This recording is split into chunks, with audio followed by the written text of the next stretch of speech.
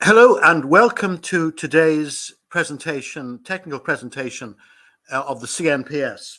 We're planning to have these technical sessions every fortnight, and the alternate fortnights in between will be just general discussions, which we'll be holding on basic physics questions in fundamental physics.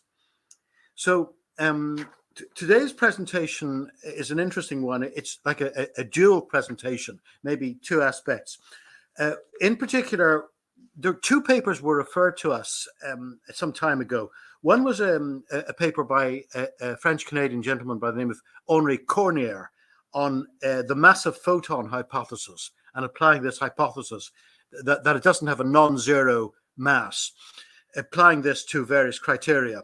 And a second paper, which in some ways is related, but it's not on the same subject, is a paper by a gentleman, Peter Jackson, English, on measurement problem analysis. And I think he refers in his various theories to the non-discrete nature, the discrete nature of the non-continuous nature of the universe and so on. So we were looking at these, and actually we're hoping to get these gentlemen as speakers. I've provisionally got Mr. Cornier maybe in the coming weeks, and Mr. Jackson is yet to agree in principle. But we're looking at that. But in the meantime, we took the liberty of putting these papers, discussing it among ourselves, and in particular, one of our regular participants, James Keane, who has given us the benefit of his deep analytical ability to look at these papers, sort of give us a pre-look at these papers and give us an analysis. So basically, he's saying that Jim says that interesting work by Corniere and Jackson takes us into the microscopic world, including some mysteries of quantum mechanics, and illustrates some of the strengths and weaknesses of the theory of continuous space-time, which has dominated thinking of physicists up to the present. The how and the why that mainstream theories fail is explored. So that's what Jim is going to analyze. Now, if any of you have participated in these technical sessions before, you'll know that we normally give an uninterrupted period of time to the speaker. However, there are a couple of caveats there. First of all, if any participant has any very specific questions, just quick questions, he didn't understand something the speaker said, or it just seemed nonsense, just if you're participating on the social media, just put that comment in the chat, and we'll endeavour to pick it up. Or if you're in the green room, Jim doesn't mind actually being interrupted in an emergency situation like that. But other than that, we'll have a question and answer session at the end. So I would ask you to keep your deep questions until the end of the presentation. Now, again, just one or two things. We have sort of organized these formats so that there is a maximum of 1.5 hours given to the speaker, and therefore there would be 30 minutes question and answer. But a number of people have pointed out, Jim actually has pointed out quite correctly, that in many cases that isn't desirable, and actually a shorter speech, maybe 1 hour maximum, maybe 50 minutes to 60 minutes would be ideal, and it would actually give more time for the Q&A, which is really what we're all about in the CNPS, because it's not just one speaker laying down the law any more than it is mainstream laying down the law, one of us laying down the law. We want various views, and we want to discuss things, and we want people to question. Don't accept what Jim says or what I say just because we say it. Question us all the more. So Jim actually has indicated that 50 to 60 minutes will be the maximum time that he will be speaking. The one other thing I would mention is, as he's dealing with two papers, which are separate papers, we'll not have a break in the middle, but you may, in listening to his ideas on Cornier, have some ideas which you've forgotten about by the time he's finished his presentation on Jackson. So you might just want to take a note, in your own media there, just in your pencil and paper or something, so that you'll be reminded when you come back to it at the end of the session, which could be, as I say, in an hour's time. So I think those are all the preliminary discussions and points I had to make. Okay, so again, there are comments. You can put things up on comments, and we may appear to be ignoring comments which are sort of just about chat between people, or I can't hear, or something like that. But if you have a very pressing point, we will maybe interrupt Jim. He doesn't mind doing that, but it's only if it's very technically pressing. And I should just remind you as well as the multiple participants we have here who have their own chat, we have a what's called a virtual green room. So we have a number of people, maybe a handful of people in the green room, and during the Q&A, they have their own private chat here. So during their own Q&A, I'll be bringing them up. In fact, even if they don't volunteer, I might volunteer them to come up and just give us a feel on how they responded to Jim's ideas, and maybe question them further. So without further ado, I'm going to bring Jim up, and I'm going to bring maybe.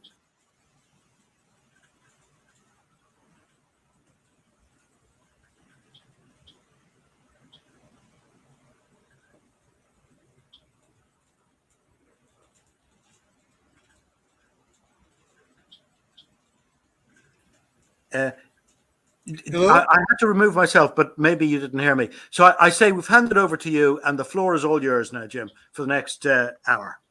Okay, thank you, Ian. If our friend Franklin Hugh shows up, perhaps he can help us get my slides up to the full size of the StreamYard feed. Okay, as Ian said, well, I've done it. Welcome. Nice to talk to you. Sorry, Jim. I've done it myself. I found out how to make it the full size of the screen, so it is now. Thank you. You're a genius, Ian. Applause for our chairman, Ian Cohen, ladies and gentlemen. Okay, as Ian said, we're going to talk about Henri Cornier's paper and Peter Jackson's paper. While they seem to be on entirely different subjects, these two papers take us into the microscopic world more than perhaps some of our previous presentations have done, and in the area of what we might call quantum mechanics, and bear upon, in my opinion, the theory that space and time are continuous. And so these two papers are, in fact, quite related in that respect.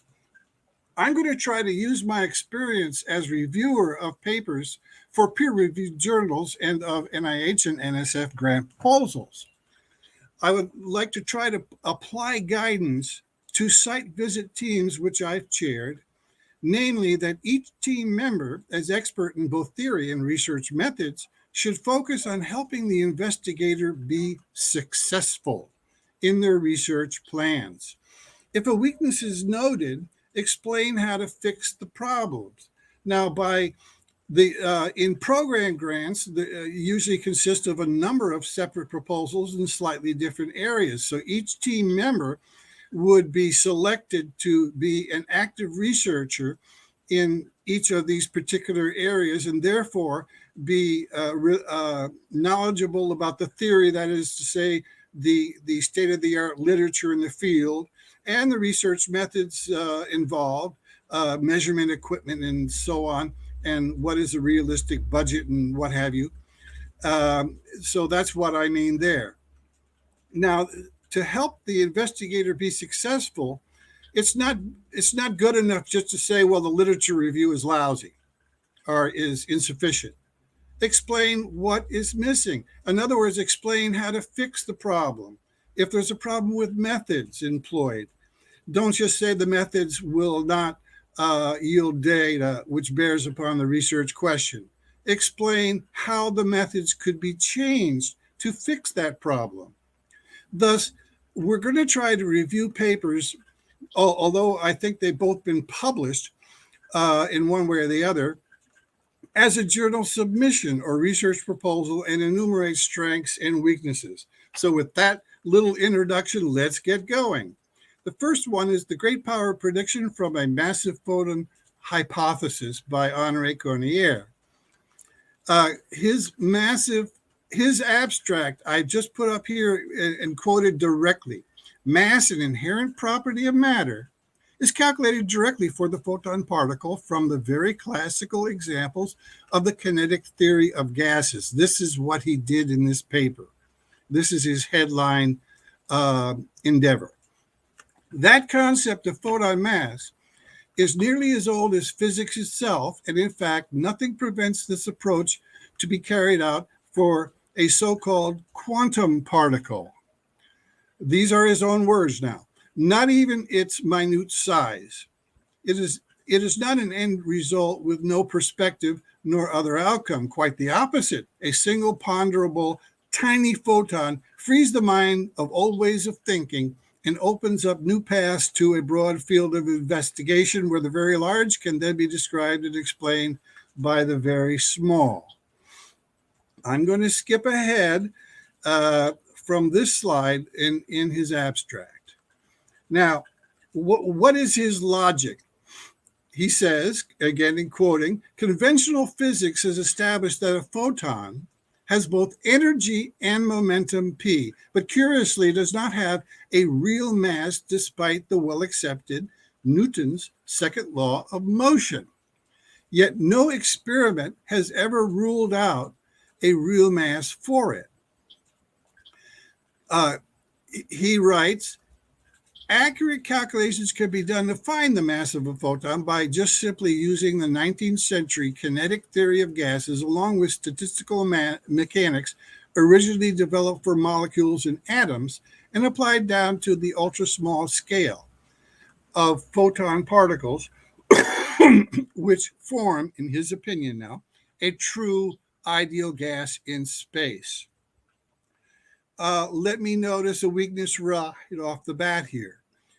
He fails to cite papers from 2015 to 2020 deriving light speed from first principles of binary mechanics, where photon constituents, I'm not going to call them particles, where photon constituents called quanta were associated with a specifically stated value for their mass. It would seem that this would be something relevant in the literature review and in introduction to his own work. Thus, his hypothesis is not new. Further, he fails to account for why the binary mechanics mass value is some 8 orders of magnitude different from his estimation, which we'll get to in a minute. Now, one thing, when I'm talking about weaknesses in this sort of approach to reviewing these papers, as I outlined in my first slide, we have to put this in the context of a total respect and hats off to Jackson and his co-author and Cornier in the present paper I'm talking about, who have dedicated substantial time to try to increase knowledge in science. This I view as a sacrifice which deserves great respect from everybody.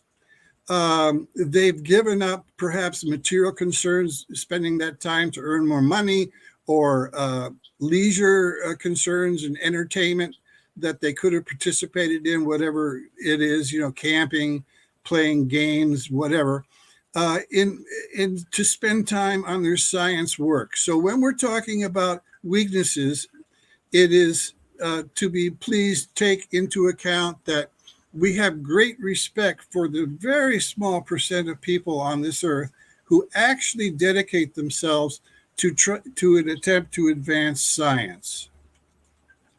Now, getting into what Cornier did, we have to talk about a little bit about the Maxwell-Boltzmann distribution. It was first defined and used for describing particle speeds in idealized gases, where the particles move freely inside a stationary container without interacting with one another, except for very brief collisions in which they exchange energy and momentum with each other or with their thermal environment. I assume that the folks here are fairly familiar with this line of work by Maxwell and Boltzmann.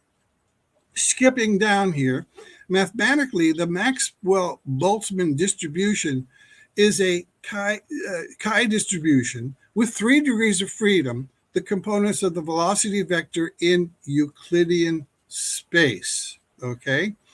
Now here's an example that I have on the right. Kinetic energy with this expression may be set equal to Boltzmann constant K times temperature in Kelvin T, where K is a Boltzmann constant and T is the temperature.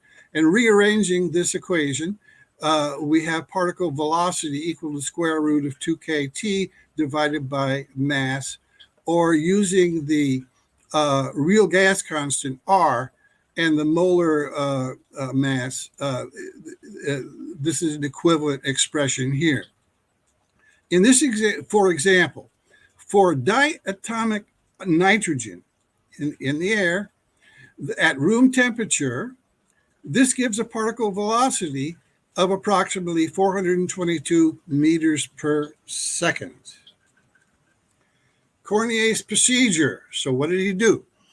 Cornier substitutes light speed c for v, the velocity variable, and the low cosmic microwave background, CMB, where the temperature is equal to about 2.7 Kelvin. That's very near zero. That's very, very cold. He postulates a quantum gas with the photon particle having 3 translational degrees, an intrinsic spin, angular momentum, 1 degree, plus 2 more degrees to take into account circular left and right polarization state, or helicities. These thus form 3 rotational degrees of freedom and a total of 6 degrees, each having 1/2 kT of contributing kinetic energy. This here is quite a mouthful, this paragraph, which is a direct quote again. You do notice the quotation marks. He gets 3 kT equals to mc squared, or solving for c, we get the square root of 3k T in Kelvin divided by m in kilograms. Solving for m, his photon particle is about 1 to the minus 39 kilograms. He appears to equate photon, the word photon, and a single particle. Let's ask some questions given what we've heard so far. Why use the cosmic microwave background temperature? We have light from the sun surface at more than 5,000 degrees Kelvin, or so it is estimated, or over 2,000x, or 2,000 times the CMB temperature. This factor would increase Cornier's photon mass estimate by over 3 orders of magnitude.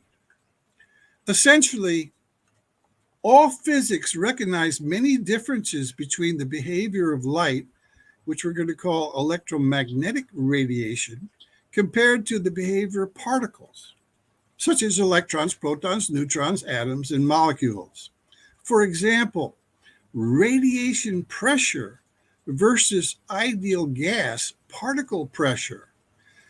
It is conventional in physics today, as far as I'm aware, to consider these as 2 components, radiation pressure and particle pressure, which sum to the total pressure. And this is the way conventional physics treats this problem. So does Cornier falter by assuming light particles, or constituents, if you will, of so-called photons, behave like these other particles when treated as an ideal gas? In other words, from what I could see in this paper, Cornier does not really justify why he's going up against basically the entire physics community in recognizing the difference between radiation pressure and ideal gas particle pressure. Another question we could ask is the Boltzmann constant really constant? This is crucial because everything starts in Cornier's analysis. If you review the prior slides, I know I went a little fast, but Everything starts with the Boltzmann constant. And is it really constant? Another question we might ask. In the ideal gas law, they talk about the mean free path idea in statistical mechanics, and it assumes a particle travels in a straight line from point A to B. For photons, does this really occur? So this slide gives us sort of an agenda for upcoming items that I'll present. For one thing, there's anisotropy, I guess I should say, in cosmic microwave background. The CMB is not completely smooth and uniform, showing a faint anisotropy that can be mapped by sensitive detectors. This material in this slide is taken from readings on the subject that I did to prepare for today. And so that I don't necessarily endorse all of these, but this is what you're going to find if you look into the cosmic microwave background and what people are talking about these days on that topic. The distribution of the anisotropy across the sky has frequency components that can be represented by a power spectrum displaying a sequence of peaks and valleys. Other than the temperature and polarization anisotropy, the CMB frequency spectrum is expected to feature tiny departures from the blackbody law known as spectral distortions in the literature on the CMB.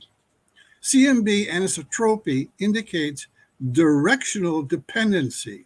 Now, all of these things don't go along with the basic premises of the ideal gas law. Okay, so if you're wondering what in the world is Keene talking about, that's why this slide is in the presentation. CMB measurements demonstrated that the geometry of the universe is approximately flat rather than curved. I don't understand what this statement means. Again, I'm quoting from things I read. So if anybody here has any idea of explain to, as if I was a 5-year-old, what this means, approximately flat rather than curved. But my conclusion is CMB properties do not clearly match those of an ideal gas as assumed by Cornier. And as far as literature review goes, these points are simply ignored. They're not addressed at all in his paper. Okay, let's look now at the Boltzmann constant, which, as we saw, was the starting point in a way for Cornier's whole analysis. Because from the Boltzmann constant and temperature, you can get energy, the product of K times T for temperature in Kelvin gives you a value for energy, E. Oh, okay, it's a proportionality factor that relates the average relative kinetic energy of particles in a gas and the thermodynamic temperature of the gas. And forgive me, ladies and gentlemen, if I'm repeating things that you know so well that are very basic, but I like to sort of start from zero and work our way up to where we're going to go. It occurs in the definitions of the Kelvin and the gas constant and in Planck's law of blackbody radiation. So this is a very important constant. Calculating thermal noise in resistors. The Boltzmann constant has dimensions of energy divided by temperature, the same as entropy. Interesting. It is named after, of course, Ludwig Boltzmann. Macroscopically, okay, the ideal gas law states that for an ideal gas, the product of pressure, remember we were talking a moment ago about radiation pressure and particle pressure as two entirely different components of total pressure, okay? The product of pressure and volume is proportional to the product of the amount of substance in moles and absolute temperature. And here's the typical formula, which probably everyone here has seen a million times, where R is the molar gas constant. Now, what I want to emphasize right now is that the Boltzmann constant K down here, highlighted with my cursor, is the ideal gas constant R divided by a number, which is Avogadro's number, and transforms the ideal gas law into an alternative form using K instead of R, so that these are linearly related, the ideal gas constant R and K. I emphasize this because in the next slide, we're going to look at R. Well, no, we're actually going to go to nuclear physics. Now, the ideal gas constant and all of that talk has to do with gases. But what about other phases of matter, like liquids and solids? In nuclear physics, the gamma parameter in the equation of state explicitly recognizes that the Boltzmann constant is not constant. What do I mean? The product moment correlation between pressure and energy density, shown in my ideal gas paper, which was figure 1 there, is about 0.98, which is almost 1. In other words, that almost 97% of the pressure variance is accounted for by energy density alone over the entire range of possible densities.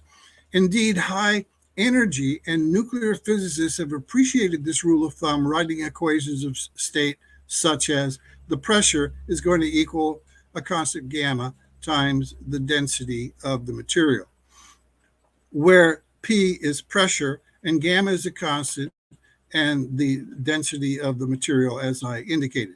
Gamma represents another quantity, just to make it complicated so that we're all going to pull our hair out.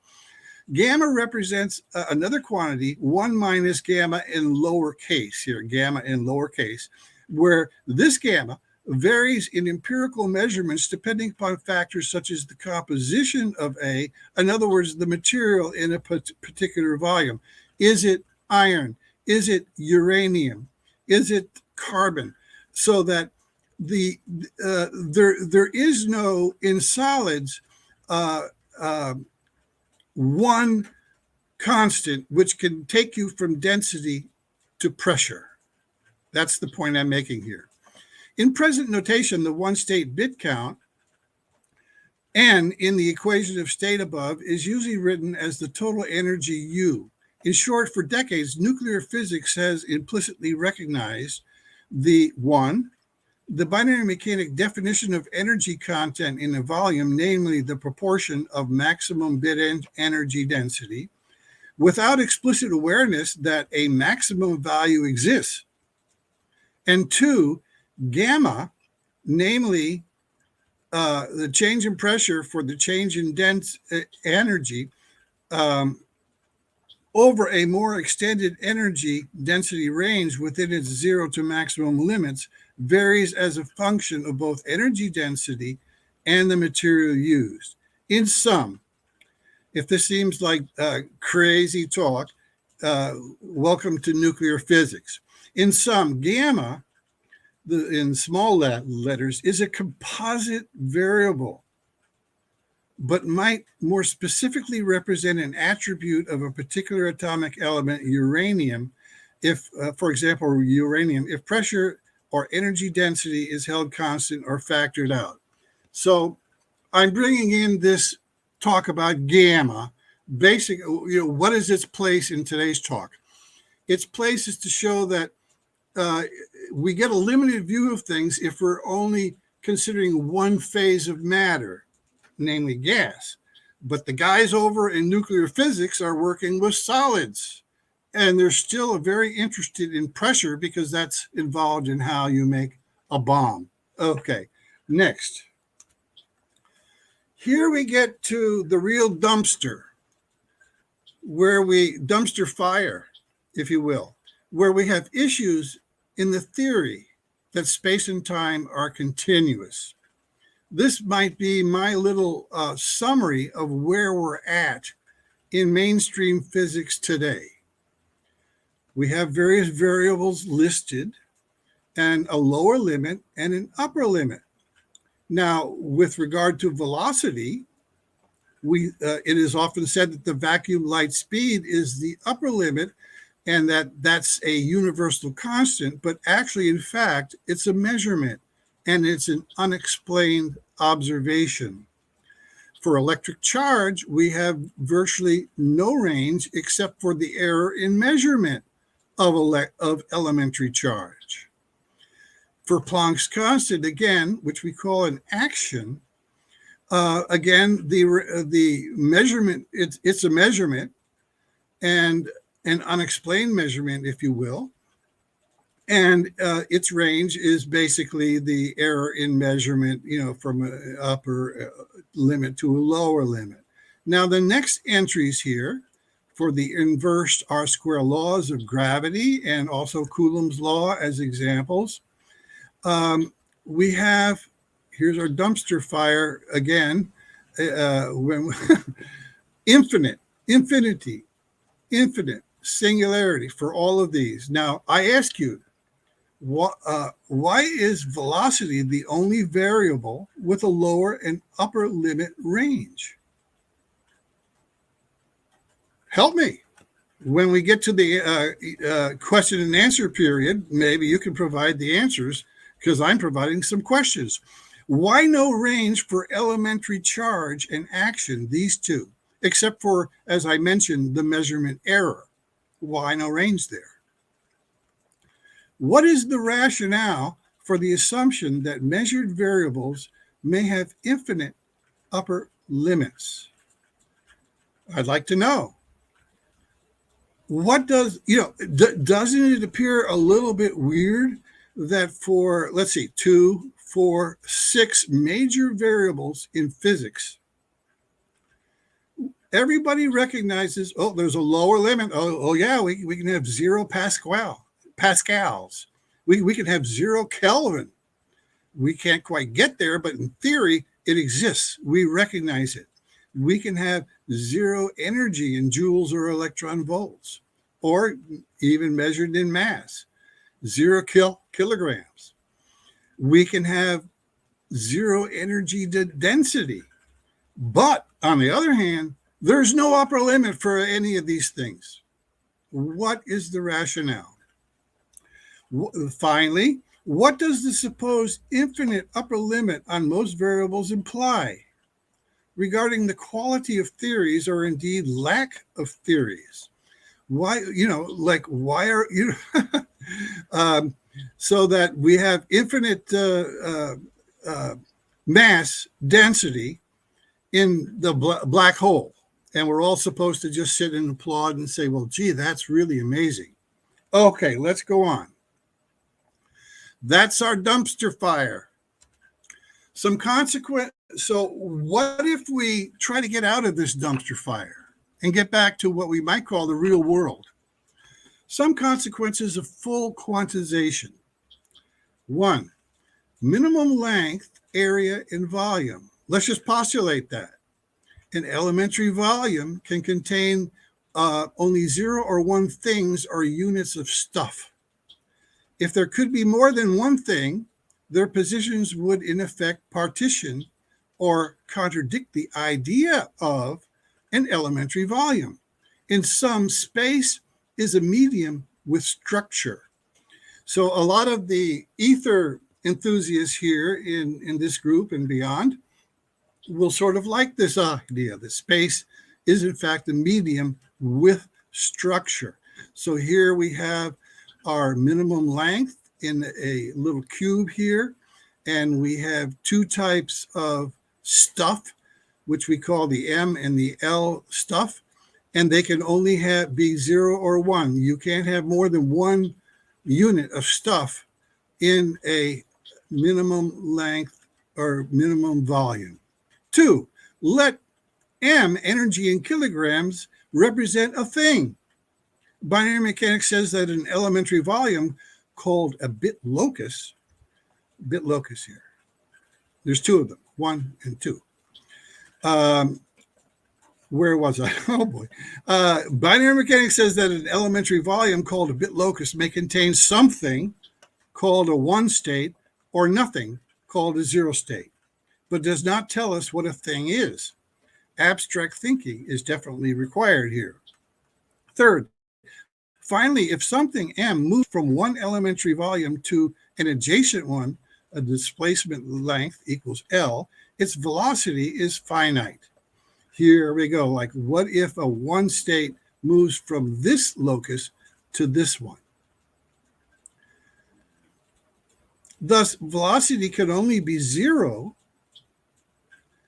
Well, thus, position change occurs in 1 unit of time. If Nick Percival is around, he might like this because he likes to think of time in terms of motion or position change.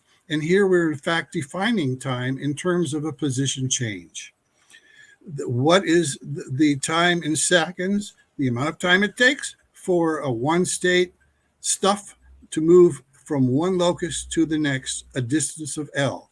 Thus, this velocity can only be zero, L divided by T, which is called the bit velocity. In summary, full quantization defines primary constants for the units of measurement, MLT, used in physics. There is one and only one set of values for the primary constants, which satisfy all known relations among the secondary constants, wrongly called fundamental. So here's our primary constant basis for secondary constants, where we have three values here. And bit velocity, of course, is L divided by T. And then we get the vacuum light speed, which we're going to get to in a minute, which is the volume divided by pi. And we have other equations here for other secondary constants. Now, when we use the word basis, we're thinking mathematically. These three values can be considered as a vector. And the basis then would be the m vector, the L vector, and the T vector, which are orthogonal. This is a very important point, that they're orthogonal. And so these constants are, in fact, a point in the primary constant space, if you will. Next slide. Errors due to the theory of continuous space. You say, well, why am I talking about this in the Cornier paper? Well, he assumes continuous space. So we have to, in order to understand the scientific merit or value of his presentation, we must be aware of what the theory of continuous space is telling us. In quantized space, we can say that the true position is x equals 1. In continuous space, we might have two items here, and the true position is only approximated. They're approximated there and there, which is not 1. There's no motion from time t1 to t2 in this case. No motion. But with these two positions, as reckoned in continuous space, we have imaginary motion from t1 to t2. This is why continuous space math, including differential equations and calculus and so forth, is prone to error at the microscopic level, which is very pertinent to the effort of Cornier and also Jackson, which we'll talk about later. True motion. Well, what if we have an item here at this location on the x-axis and another one here at time 2, so that we have true motion equals 1. Going back to our continuous space measured, so-called measured positions, motion could be wrongly overestimated. And likewise here, we have motion wrongly underestimated. We can come back, you can come back to this slide to look at it in more detail, should you desire. Now, there's also errors due to the theory of continuous time. And these errors parallel those for continuous space. So I'll show this slide, and in the hopes of leaving maximum time for discussion, debate, throwing empty beer cans at each other and whatever, I'll just leave this slide here, which you can pause on in the video when the video comes out, and look at that. It's basically the same idea as the errors due to the theory of continuous space. Dad, why can't physicists explain how things work? Well, Dad says we believe that space and time are continuous. That's why we can't explain much of anything. Okay, now let's go to the Boltzmann constant, which is the core constant used by Cornier. And again, I repeat the basic pressure relationship where R is the ideal gas constant. From binary mechanics lab, this is in the ideal gas paper on the binary-mechanics.com. We see that the slope of the curve is in fact the constant R, which is linearly related to the Boltzmann constant, which is the centerpiece of Cornier's analysis. We see that, with depending upon your degree of precision that you want, we basically have a line here which is sort of constant over a considerable range. And so that it appears in that range that the Boltzmann constant and by definition, the ideal gas constant R is in fact constant. However, at higher pressures, much higher pressures, we get a negative R. And the reason for this we can go into in the question and answer if it's of interest. But the fact is that the Boltzmann constant cannot really be considered constant for all things and everywhere. Now, Cornier uses in his ideal gas law the idea of a mean free path. Okay, so let's say we have a non-coherent, in other words, we're not talking about lasers here, light source like an incandescent light bulb, which is shooting out rays, if you can see my cursor, in all directions as our source. And then we're going to have a detector at destination B, some distance away.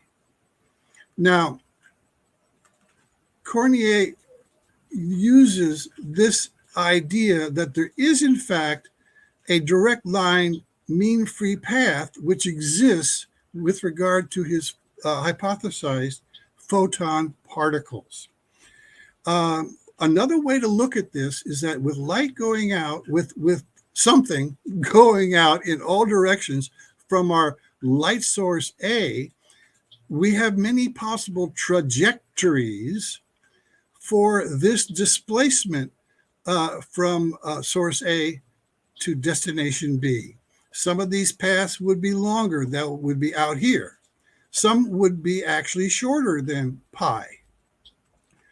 But the mean, we get, and I thought that C is going to equal bit velocity divided by pi well before I came up with this idea of the mean trajectory of light.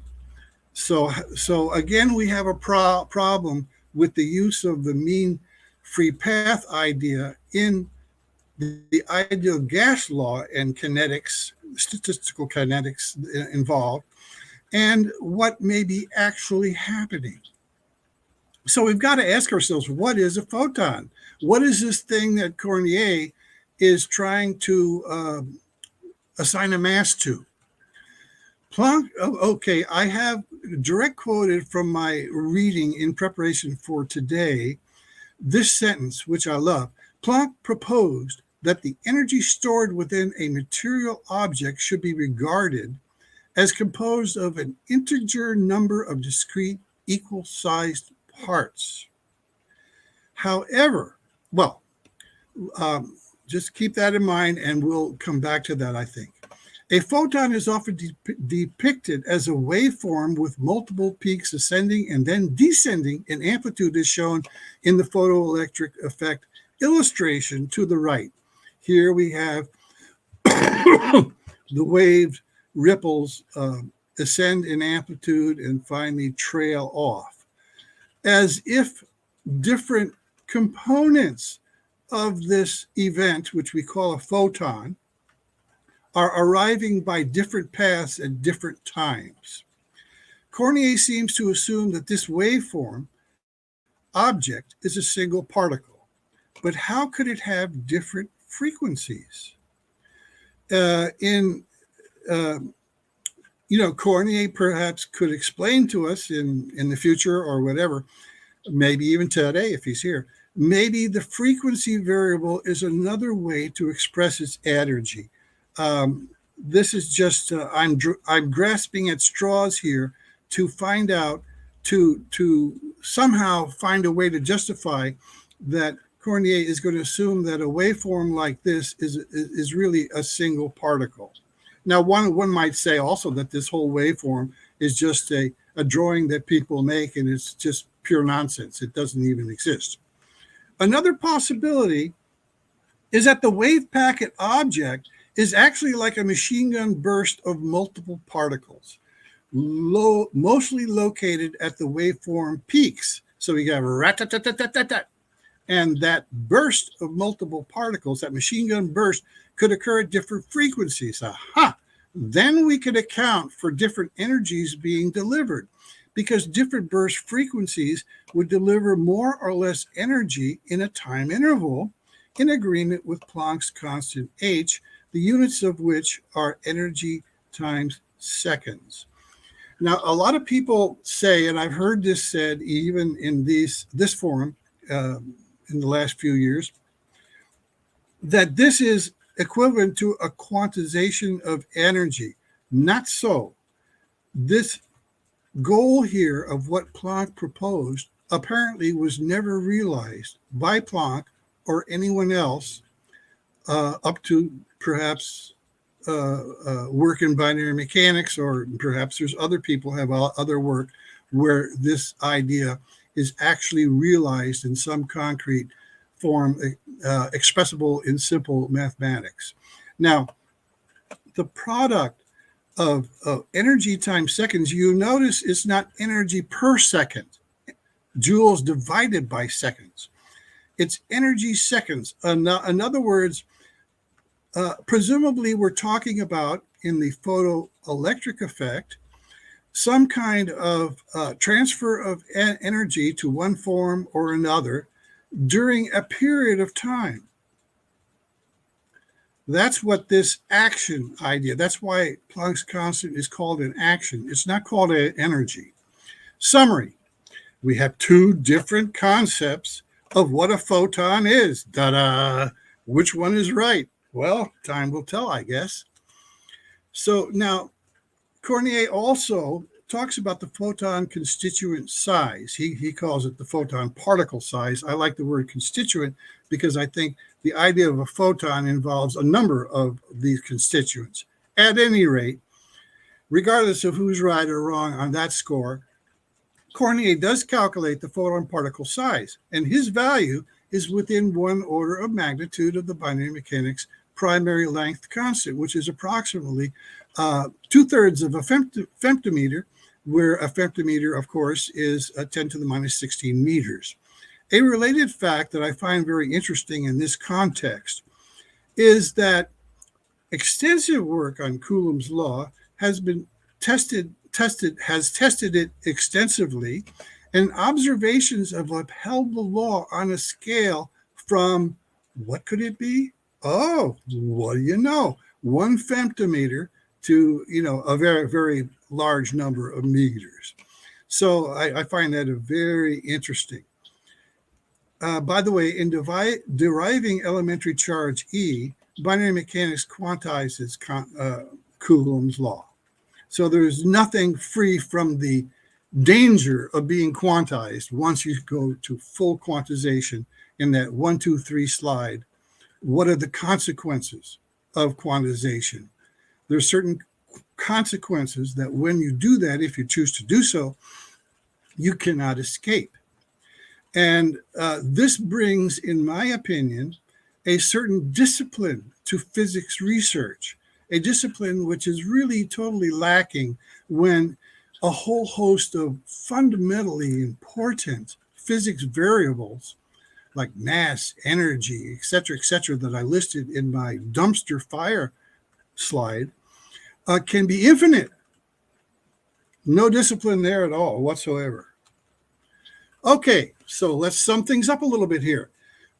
His strengths and weaknesses of this paper. Excuse me. Photon particle mass hypothesis is consistent with observed energy transfers in absorption emission events, which is a whole host of events well beyond just the photoelectric effect, okay? It involves what so-called orbited electron might be in an atom and how it can be at a higher energy or lower energy level, and what happens when that a photon arrives and the energy of the electron is boosted and or diminished when a photon is emitted by that event. So that's considered to be a strength of Cornier's work.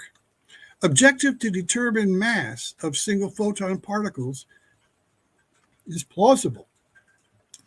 It has to be considered plausible, in my opinion, given the basics that I summarized, and which is partly my justification for summarizing these basic points. And I hope I didn't bore everybody telling you everything you already knew, but you have to start from those basics and see that really his objective is plausible, and that's a strength of his work.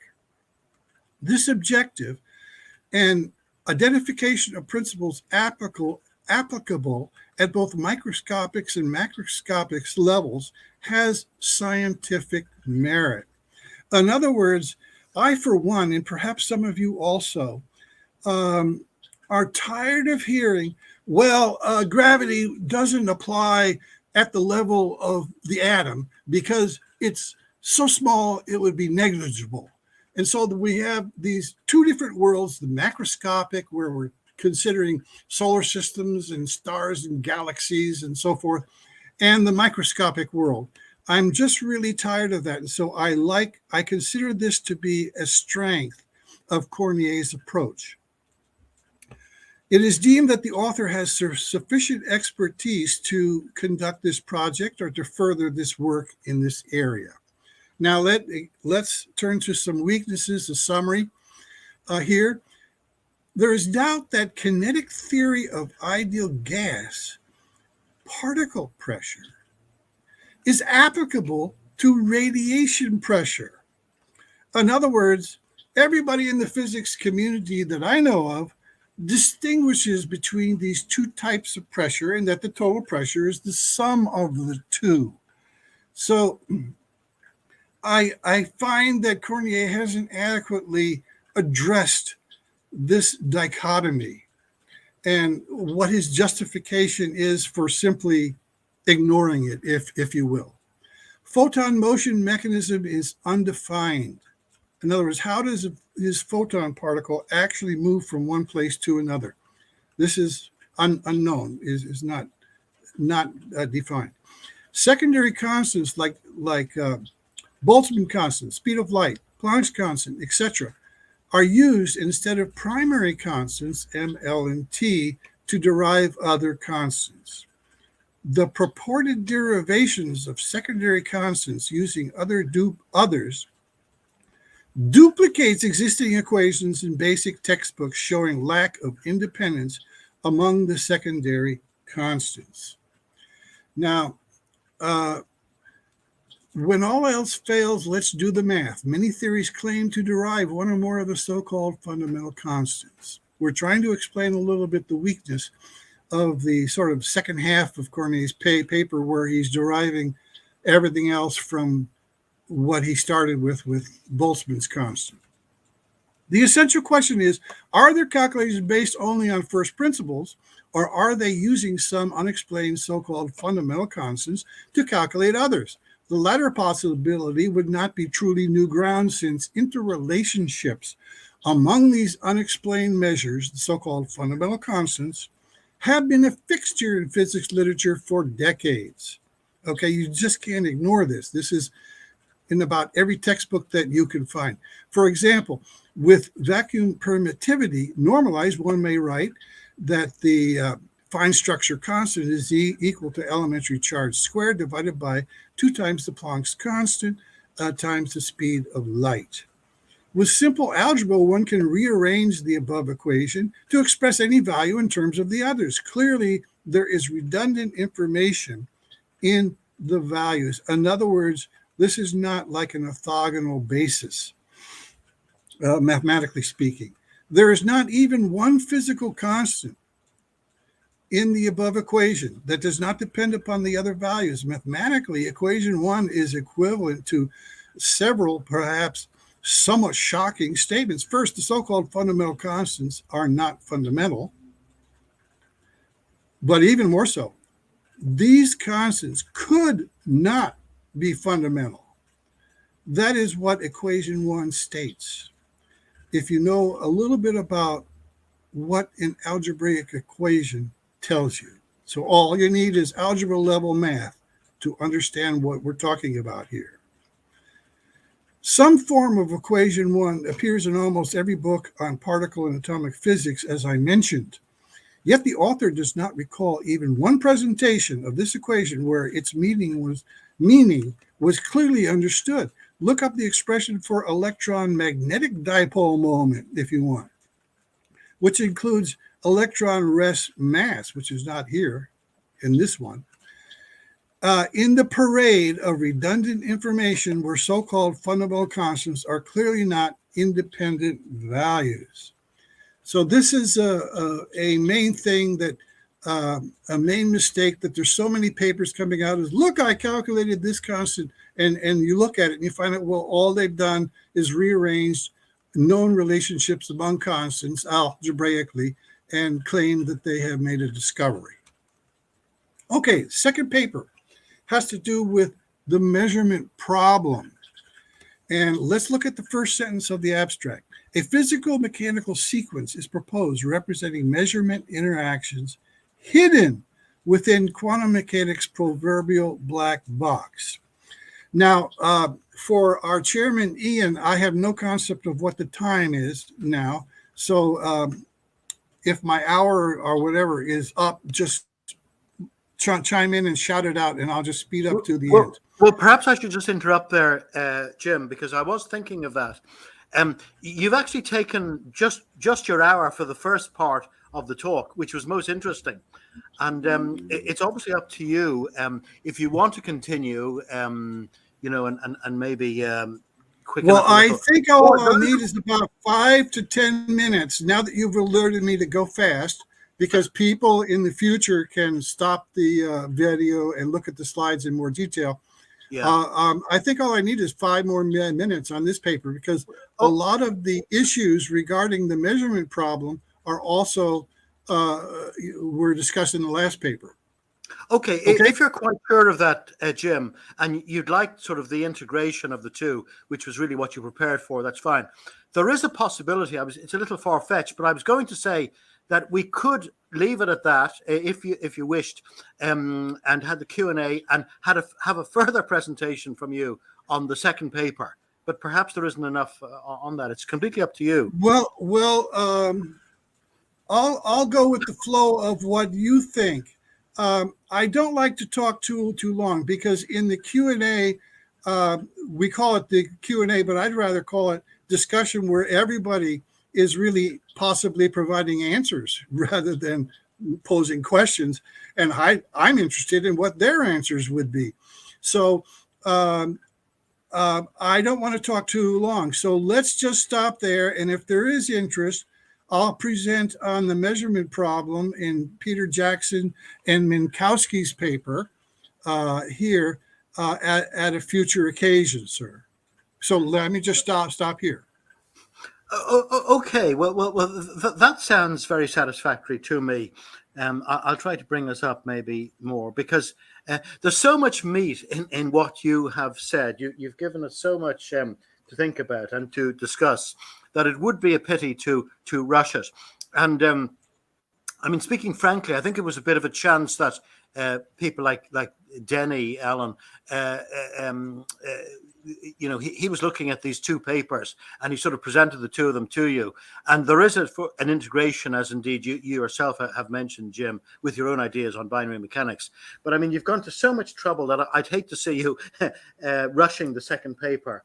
And right. Well, okay. Let's stop here and leave the second paper. But yeah, as I said in the introduction, and this will be my final statement, and for you to take it away, Ian.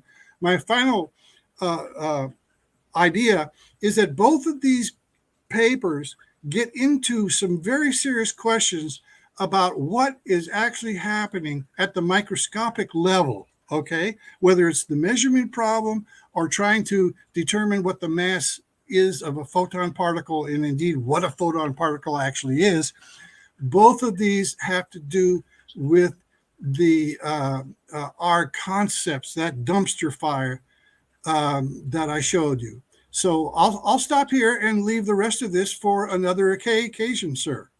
Okay, and we'll talk offline about that, because that'll be quite exciting. And thank you for that. Thank you. Now, should I take down my share screen or what? Well, it doesn't really matter, because I've already taken it down, and maybe I can pop it up again if needed. All we see is the videos of the two of us, actually. So I can put up your share, or I can take it down at will. It's one little panel here. Okay, great. Well, I mean, if you want to get rid of it, just to tidy up your own system, there's no problem. I don't have it up at present. Okay, you've got rid of it. There, I did. I stopped the screen. Okay. Now, okay, some of my best, what I consider my best, most provocative slides are in the second paper, so that I look forward to presenting those slides to this panel of experts. No, I look forward to giving you plenty of time, to giving you an hour to talk about the second paper as well, instead of 10 minutes, which would be a pity. So right, okay, thank you. Well, when we started, we didn't have many people in the green room. In fact, we only had our good selves.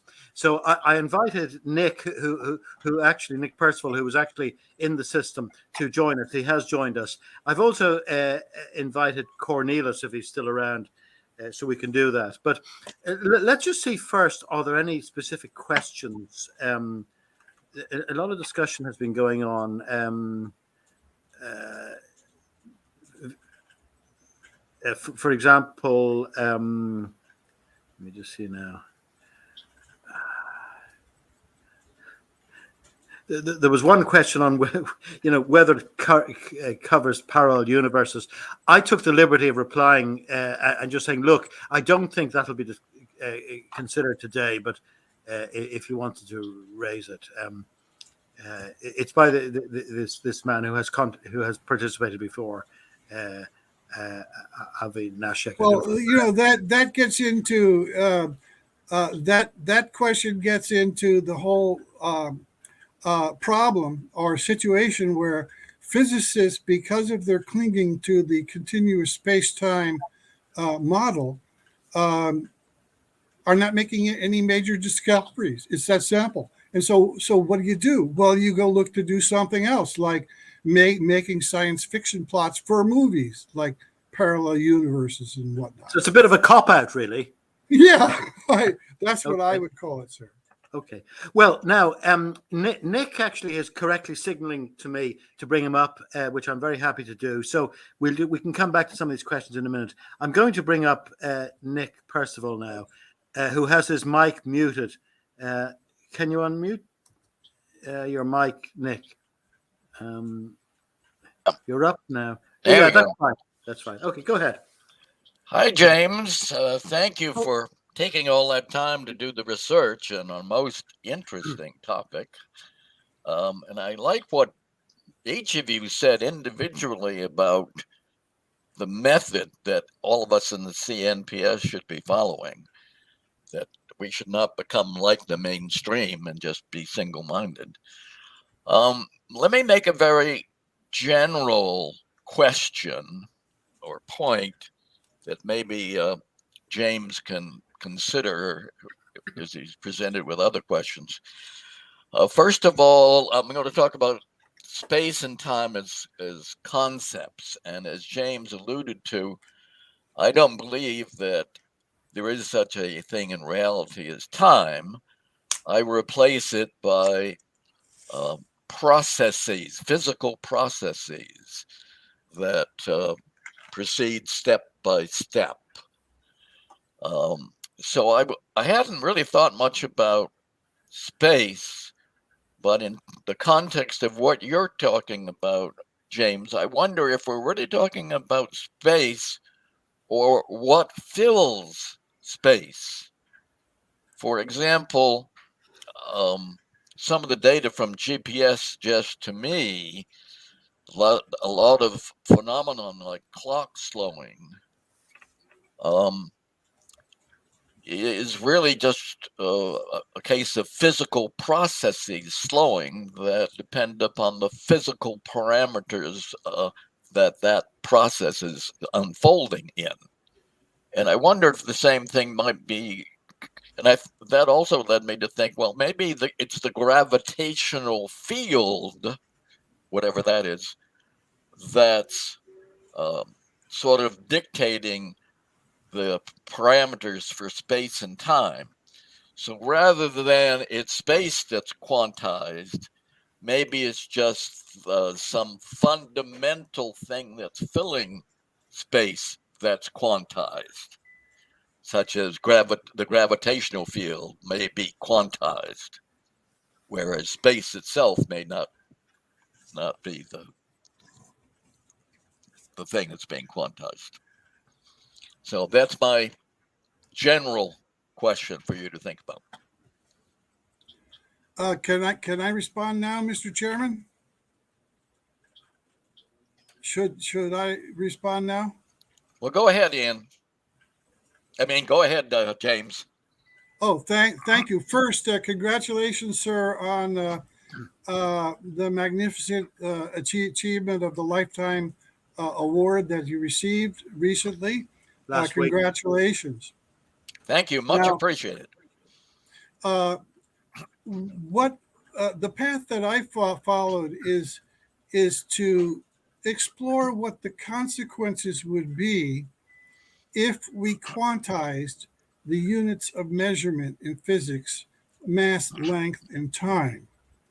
And this is how I got to the idea of a structured space, the L-sized cube, and the stuff in it being either limited to either one thing or nothing. And so this gets very abstract. But if we pursue the consequences of what I call full quantization, there are certain inescapable conclusions, some of which I presented and some which will be in the next presentation of Jackson and Minkowski paper. What I found with regard to your work, Nick, is that the consequences that seem to apply when you quantize length, space, and time agree with your analysis. And in any review of this development in physics, if you will, should cite your work. For example, you're talking about, if I may paraphrase, and I'll probably get it wrong, but I'll try, that time is really a sequence of processes.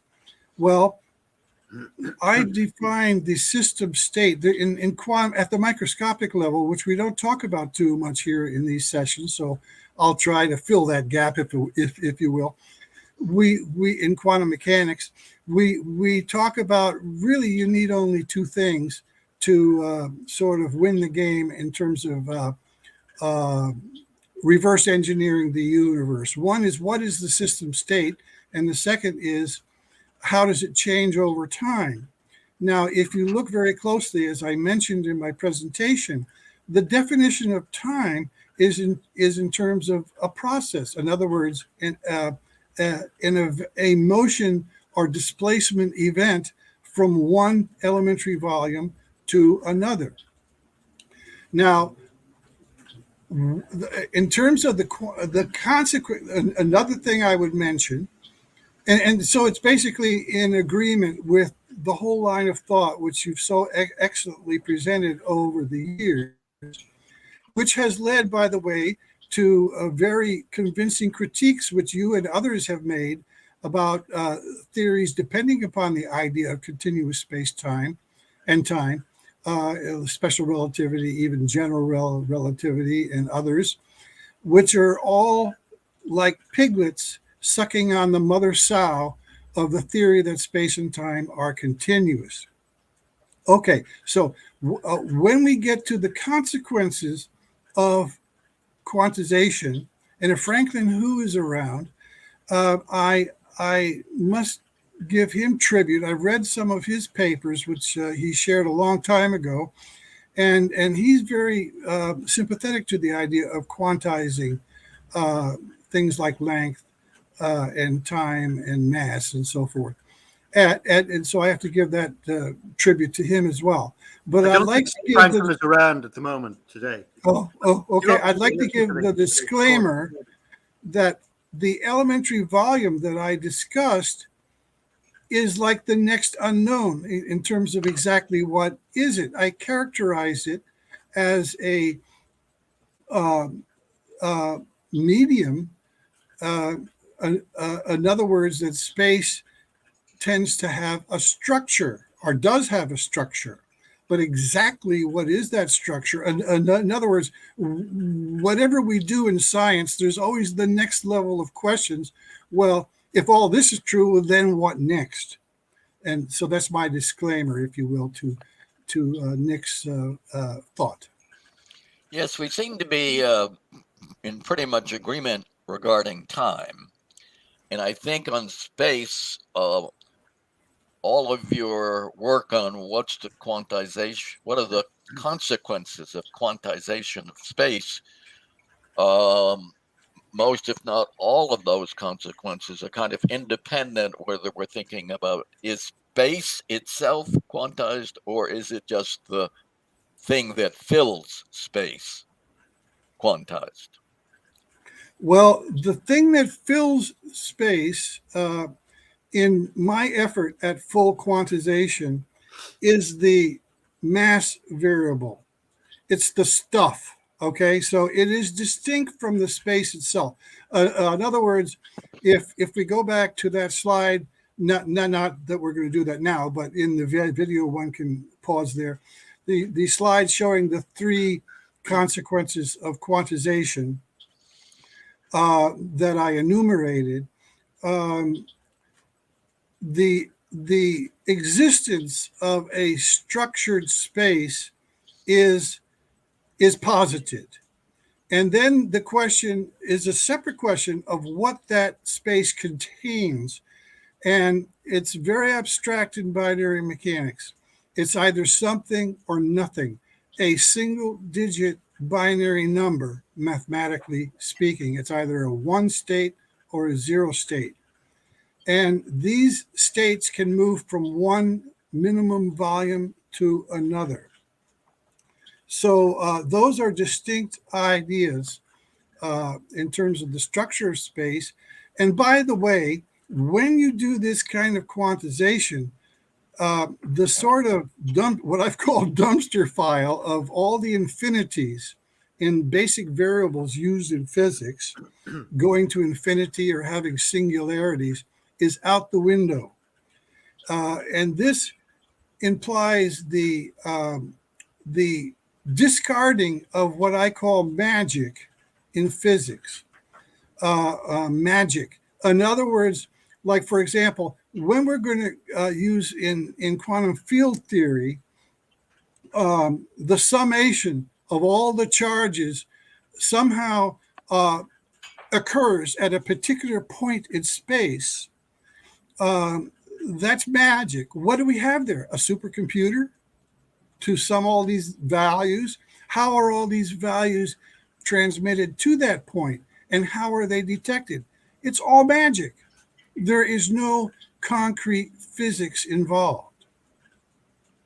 And yet we have what we call departments of physics full of people believing in magic and miracles.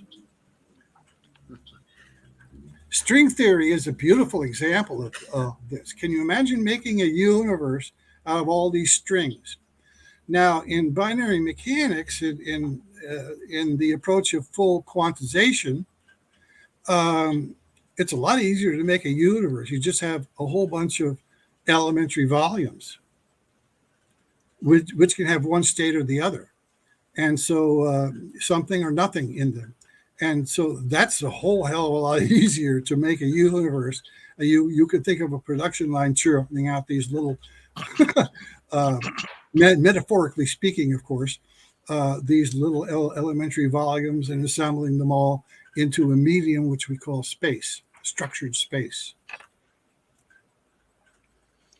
Yeah, my final comment is I think you're on the right track, because it seems to me this is going to lead to a more physical explanation of a lot of phenomena. It is now quite abstract. Thank you. Coming from you, I find that to be a very weighty, important statement. Thank you, sir. Thank you. Okay, well, thank you very much, Nick and Jim, for your responses. I just have a few points. I see Cornelius has joined us. I'll probably bring you in shortly. But I just have a couple of points that I might just, some notes I was taking, you might care to comment on or help.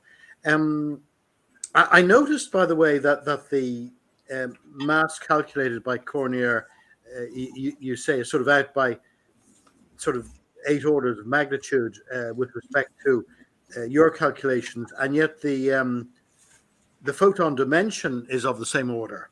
That was the first point I noted. I also noticed, by the way, that the mass is basically a function of temperature in Cornier's analysis. Whereas if you equate the sort of mc squared energy to the photon, which say is moving at the speed of light, h nu, well then you get that mass is a function of frequency. So I'm just wondering, are they complementary or contradictory? You asked, by the way, I'm sorry to be putting all these together, probably confusing you. I can sort of rehearse them again, but you mentioned, what do they mean by flat or non-curved space, the CMB and so on. You know, that was a statement of his, but I think he may be, I'm only guessing now, I think he may be saying, well, his own analysis would indicate that the sort of general theory of gravitation use of the non-curved space as a thing from a Euclidean space was sort of contradictory to his ideas. I suspect that that's what he was talking about. You also mentioned the fact that maybe speed was the only thing that had been given an upper limit, and I think this is basically a consequence of special relativity, or maybe some of Lorentz's earlier work. Well, I mean, the speed of light in the medium, let's say, of empty space, or the ether, if you like, would have a specific upper limit. That's the value. As sound in air would have an upper limit because of the density and the elasticity of the air. But that doesn't mean that those are absolute limits. And I would indicate, as I think maybe you're coming to, that those values are not singular. They could actually reach much greater values up to the singularity of infinity. You also highlighted, I understand, that Cornier is actually in contradistinction to your ideas, and perhaps also what's his name, Jackson's ideas. He's using continuous space. And my last point was just, the interesting analysis you had done, Jim, about the non-constant value of the Boltzmann constant, and in particular where there's a negative slope. And I'm wondering where there might be an obvious physical example of that, where the negative of the gas law basically would apply. Oh yes, let's take that. Well, let me clarify first. The so-called flat or curved universe ideas was not a quote from Cornier. It was just a quote from reading about the cosmic microwave background, and is something that I didn't quite understand what was being said there. And probably if I read more, I would get it, but maybe someone here can clarify. Concerning the negative slope in the gas constant at high pressures that I showed, here's the idea. If you imagine the two minimum volumes that I showed with the M bit and the L bit, those are just labels. They could be A and B or X and Y or whatever you want to call them, but they're just labeled the M bit and the L bit. And then you imagine that the one on the left, the M bit in the illustration, if you can remember the two little boxes that I showed next to each other, is going to move to the L locus to the right. Well, guess what? It can't move there according to our restrictions and consequences of full quantization if the L locus is already occupied with some stuff, in other words, in the one state. Because if it could, then we'd have two items of stuff in one elementary locus. And so our one elementary volume. So, and that we can't have, that would contradict everything we're doing. So at higher pressures, as shown in the graph, where the slope of the ideal gas constant R is negative, what does that mean? We're up at very high densities, very high energy densities, which means that the odds that the L locus to the right in my little drawing is going to be occupied, in other words, be in the one state. And in that case, the movement of, or the motion of the stuff from the M locus on the left to the L locus on the right can't occur. Okay, that's a definite limitation. So we find, in fact, that this is why simply using force as a variable here at high energy densities, you can get a dissociation from the actual motion realized or possible at given that a force exists that otherwise would move some stuff from the left to the right in our in our spot unit illustration that I showed you with the two minimum volumes. Oh, okay. Am I being clear on this? In other words, there has to be a absolute temperature beyond which you can't go. And then, in fact, as energy density increases toward maximum energy density, which this full quantization defines specifically, motion due to any of these forces, whether they be electromagnetic or otherwise, is not possible because the locus is already occupied. And so some physicists do have this right in terms of, like in special relativity, where they say, well, at great energies, the mass increases. And so therefore it's more difficult to move and you get less movement because of that and blah, blah, blah. Well, that's sort of a roundabout way trying to maintain their theory of that space and time are continuous to explain what I just explained in terms of quantized length, mass, and time.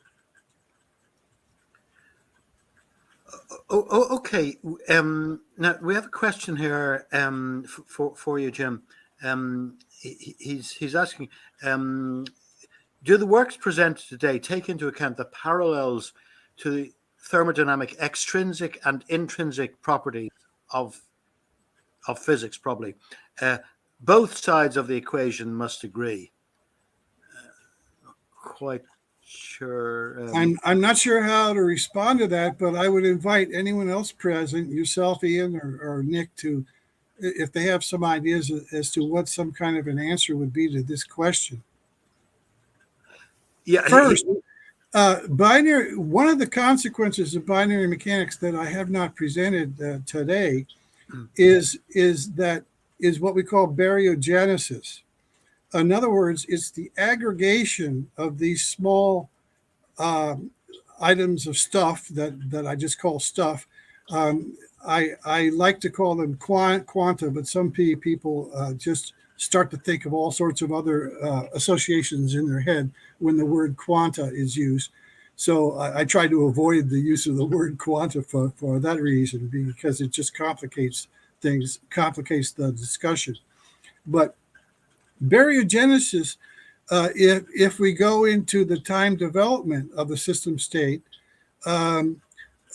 we find that there's an aggregation that spontaneously occurs based upon those laws of time development to form baryons, which are the particles, okay? And so that's a form of gravity. In other words, we have particles aggregating to form, we have the one state bits in the elementary volumes aggregating to form particles. And this is a natural consequence of the laws of time development. So, in other words, this whole idea of entropy, I'll just, without covering the subject thoroughly, just say this is contra to entropy. This should not happen if everything is just becoming more and more random. Part of, the elementary items of stuff occupying the elementary volumes defined by full quantization should not be aggregating to form larger objects, which tend to remain together. And that's why we've got atoms and molecules and so forth. If you look at the quanta exiting a simulation of binary mechanical space, you're going to see a certain level of quanta. Okay, I'm using the word now. By quanta, I just mean a location in a one state. It's very abstract, but we're going to give it a name. We'll call it a quanta without any implied relationships to other stuff. Okay. You'll find a sort of random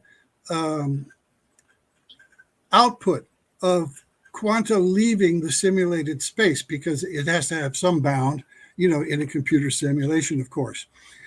And then you're going to see spikes in this. In other words, whole groups of quanta leaving together. Well, those are our atoms and molecules, okay? And this is contrary to the whole idea of entropy.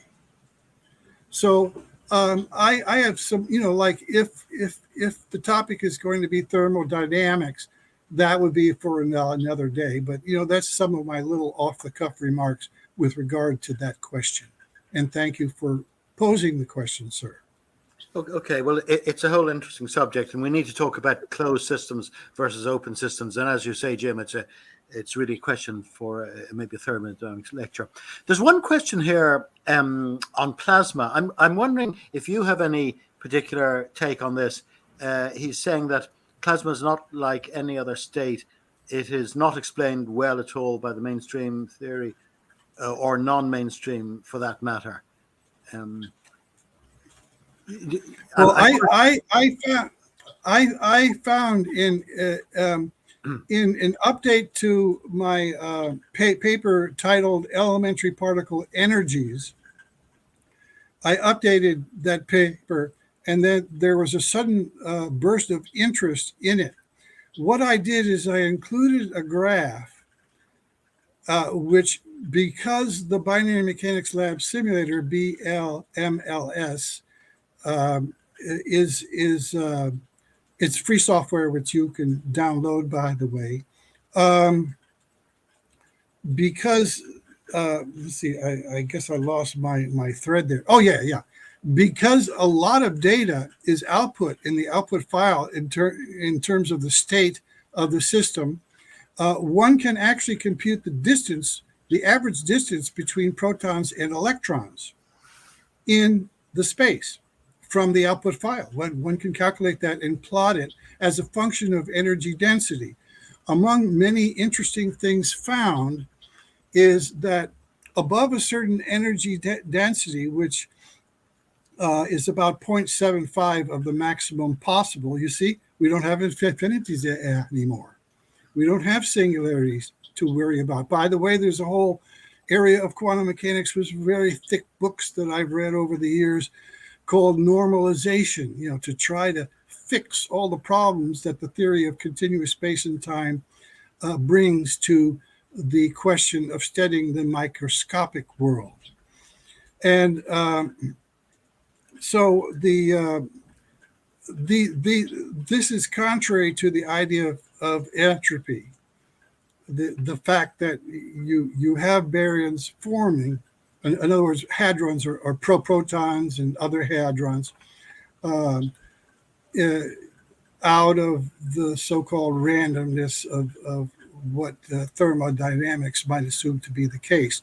Regarding the plasma state, as we get up to very high energy densities, I should say, suddenly the distance between protons and neutrons increases dramatically. And that I'm calling the plasma phase of matter. Okay, so excuse me. So the full quantization regimen does recognize and provide support for the idea that, for many ideas, one including that the state of matter called plasma has a legitimate status in our study of physics. By the way, this curve, I said that when we get to the plasma stage, suddenly the distance between protons and between protons and electrons increases, like the curve goes almost straight up as energy density why should that be so? increases. Why should it be so? Yes. Well, I guess it's a consequence. I'm not sure I have an off-the-cuff answer for that. But I did want to mention this, that before this rapid rise in the distance between electrons and protons at higher energy densities, starting at very low levels, the curve steps down in steps. In other words, electrons and protons are getting closer. What does that tell you?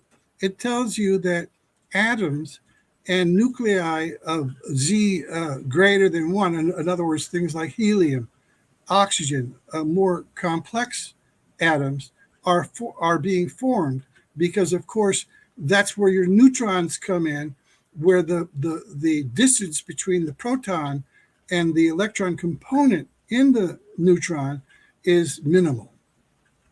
And but at a certain point, and I'll have to think about Ian's question, or maybe someone else can answer it at the moment, as to why this suddenly happens. The sudden increase in the distance, which of course is what we call ionization. Okay, a charge, going away from a net charge.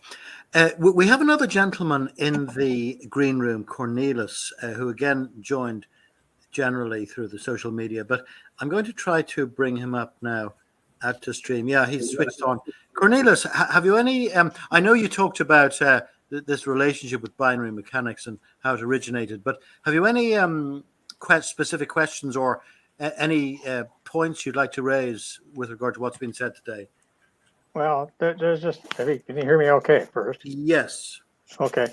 There's so many things, little details that are discussed and touched on. It's kind of hard to really, make any coherent comment about anything in particular. What I observed initially right away was kind of the Cornier's photon hypothesis was kind of immediately compared more uniquely to Jim's binary mechanics, which is not a universally accepted or understood theory. So to say that there was an error to not take that into account is kind of like it's not even completely understood by a lot of people. Certainly by me, I don't understand that. But then I don't necessarily get into the mathematics and quantization and that of it so much as the overall, I guess, a more of a visualization viewpoint of it. From my standpoint, I visualize it more as a continuum and not individual discrete components. I see the individual discrete component concept as a tool for incorporating it into our mathematical system so we can make calculations. I view it much more as a continuum, like the ocean surface is a continuum of waves, and so particles are not discrete, unique points in that pattern, but rather points of highly focused energy. Just like the peak of a wave, it exists in a location as a peak with a very high strength, but it dissipates throughout the entire surface and never really does have an end to that wave. To any individual wave doesn't have an end. It just continues on into other waves and that. And in that sense, I see it more as a continuum. I see the binary mechanics and things like that as a method of trying to particulate or segment that wave into energy levels at any particular point within that wave. And the difficulty, I mean, it's very difficult to mathematically, in my view, represent waves that have like infinity in distance because of the fact that we are taking into account the strongest areas that we can see. It's like when you research a rogue wave in an ocean, there's nothing, and then all of a sudden there's something that's 30 foot high that can tip over a boat. The energy was there and it was distributed throughout. So that's kind of what main thing I see is about it. Dave, you're talking about the negative energy. The other thing I see is that it's a lot of talk about pressure, but in a continuum, it wouldn't be so much there would be a pressure because there's nothing. The pressure indicates that there's you're compressing components to get together, and in a continuum, there would be just an elastic stress, a stress strain type thing. And when you're talking about where the curve turns from negative to positive, if you stress an elastic object, the bonding between it will initially seem to get stronger and it will tighten and pull back harder. But if you continue to stress it, you will eventually reach that point where it gets to a peak and the medium weakens and it can no longer handle any more stress. And then it collapses and it becomes negative so that now things can be taken apart. And in a sense, that appears as pressure because the energy that was in that point, that was focused to that point, will now dissipate to other areas in the media. The energy is still there. It has just gone in a different direction because the media at that point can no longer withstand the stress. And that would be, if you look at a stress strain curve, they will, gradually increase and increase, but you'll reach a point where there will be a breakover and the strain will become less. And that's where that turns negative, like Jim was speaking about, and how that maybe can happen. And that was a question that was posed. Yes. Could we, Cornelius, maybe just get Jim's brief response to the points you raised? I mean, whether he agrees or thinks they're enlightening, or whether there's any pointed issue there, because we have a few more questions I'd like to deal with, and maybe Harry has just joined the green room, so I'd like to do a few more things before we finish. Thanks very much. Any quick response to Cornelius's points? Yes, I think that's an excellent analysis of showing an actual example in the physics literature of the kind of thing that I was presenting concerning the question of whether the Boltzmann constant is actually constant. And so thank you. I appreciate that. Now, my questions back to you at some future time you might wish to present this better is what is a wave made of? You know, in physics, we want to know how things work and what things are made of. And the same, you talk about the energy going from here to there, and it's very points well taken. But then the question is what is the energy? And so that's my quick reply. Okay, well, no doubt there'll be an opportunity to come back to that in more detail. Either by a separate presentation or in the course of discussions on further presentations. Dennis Allen has pointed a number of things out. I'll just put to you. He says that Cornier's helical path of photons is a double helix in Wesley's positron electron photon. So I don't know if you're familiar with that, but do you think it might be similar to Wesley's ideas, J.P. Wesley's ideas, or? Well, I haven't specifically read that, but I do have a great respect for Dennis Allen's analysis of things. And so I can't really comment specifically on that. I might mention, though, that the origin of binary mechanics, along with the idea of full quantization, was a set of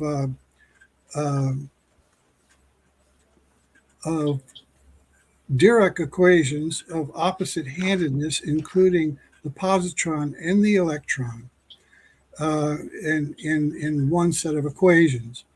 And it turned out that the spinor matrices could be transformed to indicate that actually they're equivalent mathematically to the 8 vertices of a cube. So I thought this was, so that's just a little bit about the origin of that in terms of talk about the positron, electron, photon, which I'm not sure what that is actually. Perhaps he means that a photon might transform into a particle pair of the electron and its antiparticle, the positron. Danny also has made another observation related to our thermodynamic discussion earlier. Kent Mayhew rejects entropy in favor of non-elastic collisions. I don't know if you have any view of that, if you looked at some of Kent's work or presentations.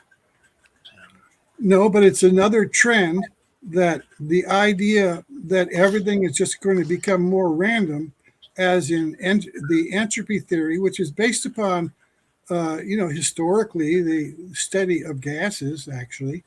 Yeah, steam engines, I suppose, yes. And so showing the limitations of the entropy idea by just looking at gases and omitting liquids and solids, and we can add plasmas too. Okay. And there's a third state of matter, or I guess fourth or fifth, which would be the soup, which is above the plasma level in terms of energy content, where so many of the elementary volumes are occupied with something that there's really no differentiation of particles. It's like, say you have the typical newspaper photo that if you look at it under a magnifying glass, it's a bunch of dots, and there's more dots to indicate darkness. Well, as you increase the density of the dots, you just get an image which is black. There's nothing discernible in it. That's like very high energy densities, which gets you above the plasma level into what we call the soup level. Okay. By the way, I have heard you use that term before, but I'm wondering, is this a recognized term, which they use in physics, or is it something that? Yes, at CERN, and other places, they do talk about a quark gluon soup. Okay. It's actually, in my work, it shows up with electrons being more predominant. And so I call it, an electron quark soup. But whatever you want to call it, it's you lose any kind of ability to discriminate individual particles, such as a proton, a neutron, and electron, when the whole screen is just solid black because everything is filled in, as it were. Right. And I have included this in what I consider to be a key critique of the work at CERN, that they keep on talking about, and God knows why, proton-proton collisions at 13 TeV, where opposite proton beams, so-called proton beams, at that energy level would be soup beams. These are not proton-proton collisions. They are soup beam collisions. And of course, if you look at reports from CERN, all sorts of stuff jets out from these collisions. All sorts of hadrons and leptons, jump out. And so, this is what you get with soup beams, but they persist in calling them proton-proton collisions, which is sort of an absurd idea. Okay, that's quite interesting, because obviously one had come across the term in the primordial soup. They were talking what might have been here at the beginning of the Earth or something, but that was a different aspect. Now, Yes. Harry Ricker has joined the green room now. He's probably watching it on a bigger screen or something. So perhaps I'll bring you up, Harry. You might have an observation to make. You may have to unmute your mic. I don't have any video of you either at present. Yeah, you've unmuted your mic. Tell me you're there. Good. I got a question. I don't really have an observation. I just have a question, a big question. My big question is, when you say that time and space are quantized, that puzzles me. Do you mean that as a physical fact, or is that just a statement about the model that should be used? Is that a model that you're talking about, or is that a physical reality when you say space and are quantized? Okay, well, everybody, okay, the context for this question, if I may, is that virtually everybody assumes or accepts the theory that space and time are continuous, okay? So that what I was doing in talking about Cornier's paper was to bring up the possibility is that what if these items were not quantized, were not continuous, but in fact quantized. And there are other papers, and groups that are working along the same lines as well. For example, the loop gravity theory people is one example I might mention. So the difference between, now, Harry, what were the two items? Remind me of the two items that you asked. What the difference between them? I think it was the model or the physical reality. All right. My question goes to: are you talking about a math model, or are you talking about physical reality? I'm talking about both. In other words, with the continuous space theory, particularly at the microscopic level in quantum mechanics, with the so-called particle location uncertainty and so forth, it is difficult to imagine that our Earth is traveling, what is it, about, help me here, 14,000 kilometers per minute throughout the galaxies and throughout the universe, and still remains intact. On the other hand, if you digitalize things and you assume that really what is physically happening, okay, is that items such as length, energy, and time are quantized, you have the kind of precision needed to accomplish some of the things that we observe in the universe in terms of these huge velocities, with everything remaining intact. And by the way, I might present in this context a metaphor. In other words, mainstream physicists, including many people right here in this group, who believe in the theory that space and time are continuous, oh shucks, I think But I lost my point, so I'll close there. I'll close there. Okay. I thought we established last week with Nick that time is an abstraction and it only involves physical processes. So talk about time being continuous or discrete is sort of like saying that an abstraction has a quality of discreteness or continuity.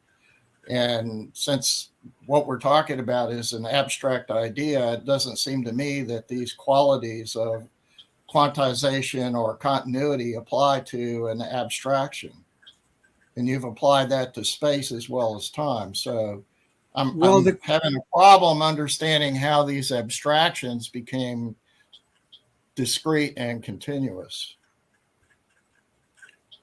Well, they're not both discrete and continuous. They're discrete, period. Are you almost saying that it's of no moment? Harry's saying. In other words, I'm posing the question. I raised the question in the context of Cornier's paper of what if these length, energy, and time were quantized? What would be the consequences? And how would those consequences relate to Cornier's work? Or do you mean in a model that assumes they're physically quantized? That's the point I'm not real clear on. I'm talking about physically quantized. In other words, to me, excuse me, Jim, let me just sort of ask my question here in a way that I think I understand what I'm asking. You should be saying that time and space are real entities and not abstractions, and as such, they're quantized entities. Is that correct? I would say that's a correct statement. I would agree with that statement. So you would disagree with Nick and Nick's idea that we discussed last week? You would not agree with that? Well, in fact, in my presentation, I pointed out that the quanta of time is in fact defined in terms of a process of motion, which is almost a direct quote from Nick's work. And so I consider Nick's work. Go ahead. I don't think that's what Nick is saying. I think Nick is saying something different from that. You seem to be sort of, I guess what I'm saying is I'm not real clear exact. You seem to be saying, as I understand it, in contradiction to what Nick is saying, or Nick said last week, maybe I'm misunderstanding here, but I think you're saying that time is a physically real thing, as well as space. They're not abstractions, they're physically real things. Would I be correct in saying that? I think you answered this question, yes. Well, like if we mathematically model something, okay, apparently the idea is that the reality, the physical reality, is in agreement with the mathematical model, and further investigation and experimentation will determine whether that mathematical model is in fact in agreement with the physicality, as David DeHillier would say, of things. Does that help, Harry, clarify what my point of view is? Well, my initial question was exactly what you just said. My initial question was, are we talking about the mathematical model or the physical reality? And I'm still not clear You seem to be saying that it's both depending upon the context.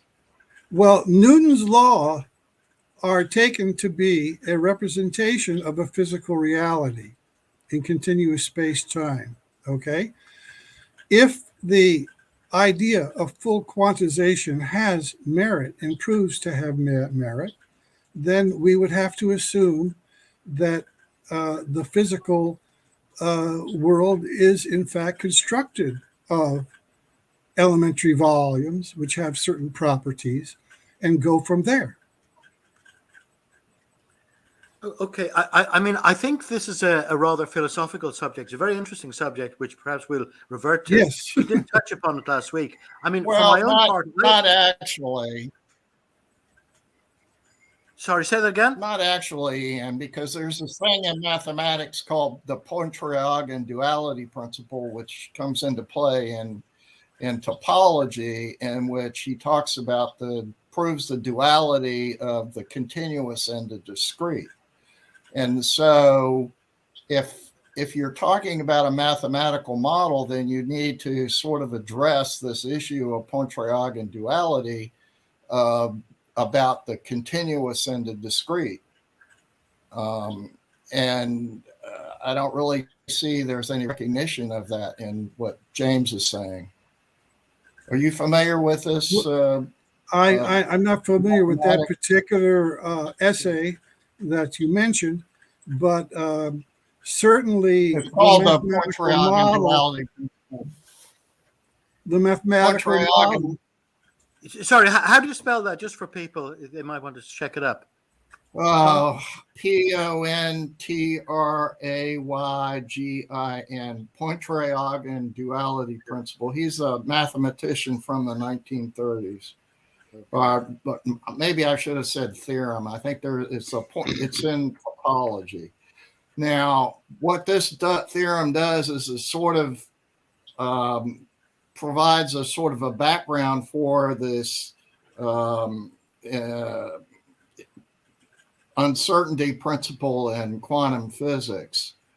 Okay, and then there's also in electrical engineering, you have the transformation that transforms from the digital domain into the continuous domain.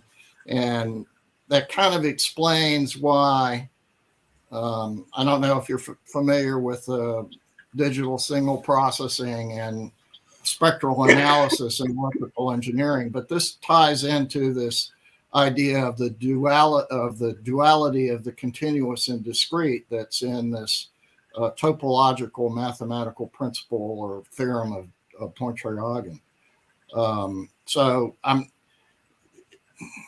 just pointing out that maybe you ought to look into this, because you brought that up a couple of times when you were talking about the photon and the photon consisting of little bullets. And what happens is that if you have a discrete piece of energy in the energy domain, and then you can look at it as a particle in the space. It depends on how you're looking at it mathematically, whether you're looking at it in space or time, and then you're converting from space to time. Okay, so you could say that a photon is like a particle if you are talking about it as a spatial object. But if you're talking about it in time, then it becomes this kind of wiggly wave. Do you understand what I'm trying to say? I suggest, sorry, but the time is running out on us, and I suggest that we do actually return to this concept, particularly when Jim is going to give the paper on Jackson, because Jackson does it here very much to this discrete system. He has a system called discrete D something, and I think the points that Harry is raising will be very pertinent to that. So I'd like to devote a lot more time to this, and if you could revert to it, and Jim, maybe you could save your more detailed answer to Harry for that occasion. Is that all right? Yes. Can Because I I have one more for a question. very quick comment? Yeah. I'm seeing very nice 3D images of myself Harry Richter, the esteemed Harry Richter, and Ian Cohen on my screen. The physical basis for these images is entirely digital.